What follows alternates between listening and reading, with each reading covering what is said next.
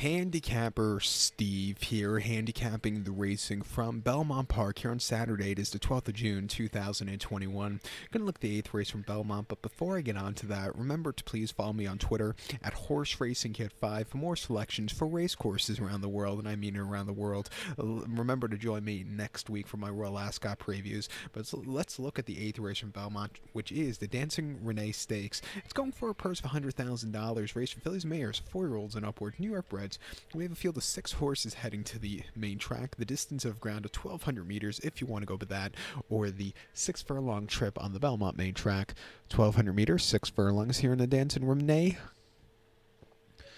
My top selection, I'm going to go with the number 6 horse here, Espresso Shot. And I drank way too much coffee, occasionally with an espresso shot from Dunkin' Donuts. It depends on what I'm doing that day. If it's a Friday afternoon or a Thursday afternoon where I have to look at a lot of races, guess what? There's going to be an espresso shot in my coffee. Today we didn't have to do that because it was kind of busy today. Plus, there's not so many good races today. Wait until next week for those espresso shots with the Royal Ascot.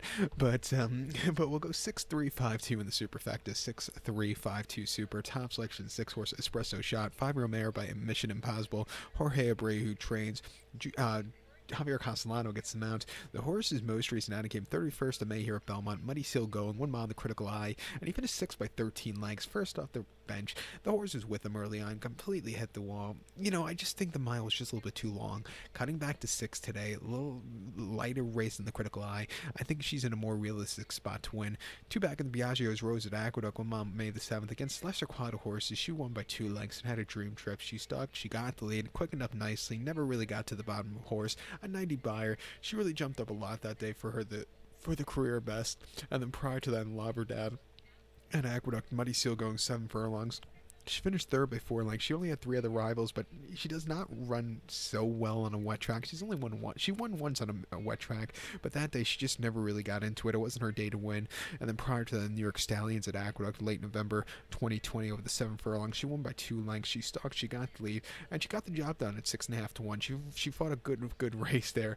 But then her most recent race before that, Belmont, 6.5 in the Iroquois, she finished 5th by 3 3/4 lengths. She had a horrible trip early on, was stupidly wide, gained a little bit ground late, but it wasn't anything to call home about. But hopefully the track shows up a little bit fast today. Training well since the last race. Let's give her a shot at 7-2. So to recap my selection for the 8th from Belmont, it's Dancin Renee. Let's take the 6 horse espresso shot. 6-3-5-2 in the superfecta. So good luck to all. Please follow me on Twitter at Horse Racing Kit 5. Good luck, everybody.